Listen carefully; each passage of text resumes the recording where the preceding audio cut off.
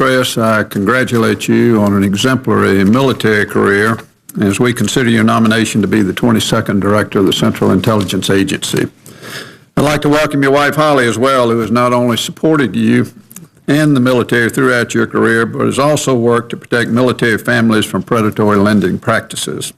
We appreciate her being here to support you again as your nation calls on you for another challenging assignment. Your nomination comes at a pivotal moment in our history as we face threats from across the globe.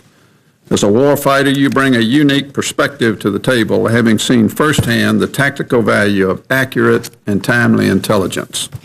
While a key part of CIA's tactical mission is to support the warfighter, it serves primarily as a civilian strategic collection and analytic agency.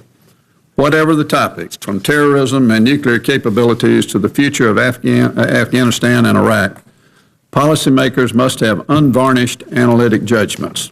Your job will be to make sure that the CIA delivers these.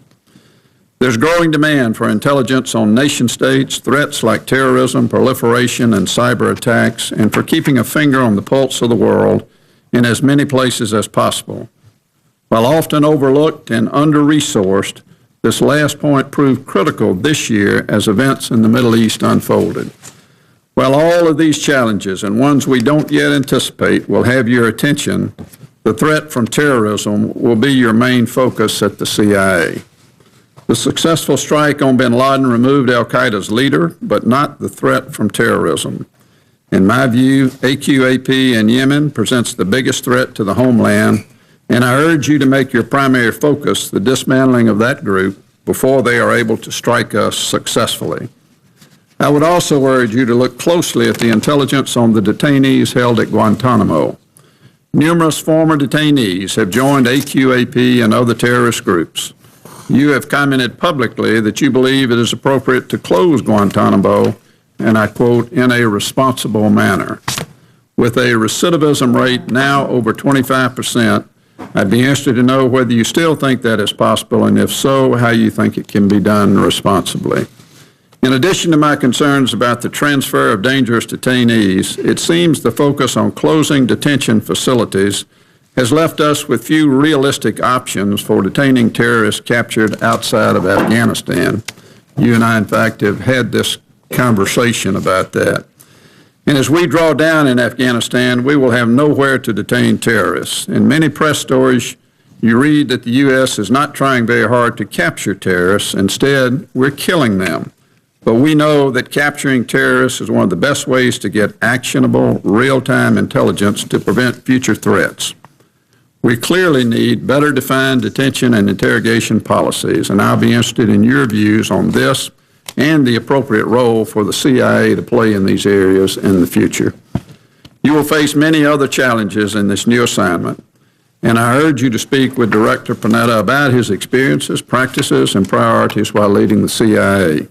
He set some very good precedents for dealing with this committee in an open and cooperative manner, and I hope you will continue this relationship in much the same way, and I know you will. Director Panetta has also been a fierce advocate for the men and women of the CIA. This was evident early on when he criticized the decision by the Department of Justice to reopen the investigation of CIA employees involved in the interrogation of high-value detainees.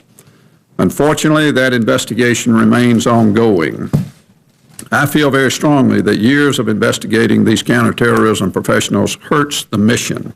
And it is, frankly, unfair and unnecessary when the career professionals in the Department of Justice in the previous administration found no reason to prosecute anyone. I know you will stand by your employees on this issue, just as I know you stand by our military men and women under your charge today. General, I've had the privilege of engaging you in theater and out of theater on many occasions. You're the epitome, in my opinion, of what a leader should be all about, as you've done a great job of leading our men and women in uniform. And I'm asked quite often, as are all of us, what do you think should happen in Afghanistan? And my first response is, well, whatever General Petraeus says, that's the direction in which we ought to go. That's the kind of respect I have for you, and I look forward to a continued very close relationship as you assume the duties at the CIA. Thank you. Thank you, Madam Chair. Thank you very much, Mr. Vice Chairman. It is now my privilege to ask the Chairman of the Homeland